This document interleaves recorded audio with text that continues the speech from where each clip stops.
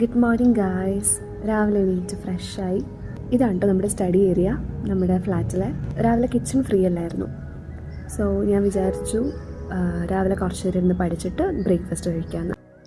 So guys, ഞാൻ ട്രിവാൻഡ്രത്ത് UPSC prepare ചെയ്യുവാണ്.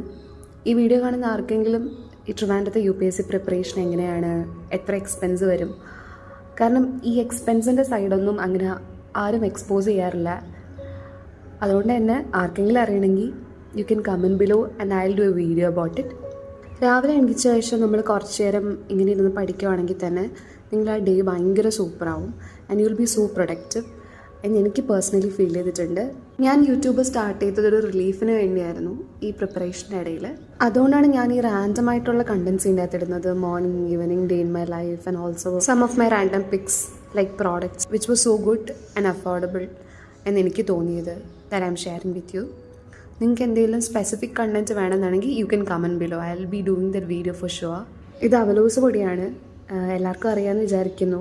ഇതെൻ്റെ കുഞ്ഞമ്മ എനിക്ക് വേണ്ടി ഉണ്ടാക്കി തന്നു വിട്ടതാണ്. അവലോസ് പൊടി എനിക്ക് കഴിക്കാൻ ഇഷ്ടമാണ്, വൈകിട്ട് ചായൻ്റെ കൂടെയൊക്കെ.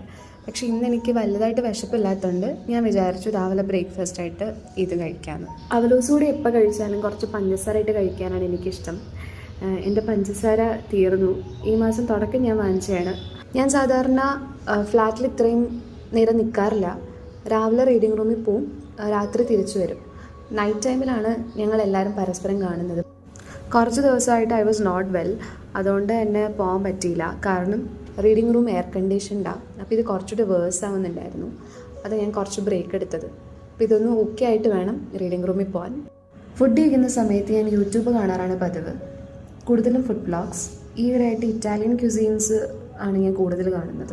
ഇനി ഞാൻ പഠിക്കാൻ പോകും ഫുഡ് കഴിച്ചിട്ട്. Okay guys, see you next video. By.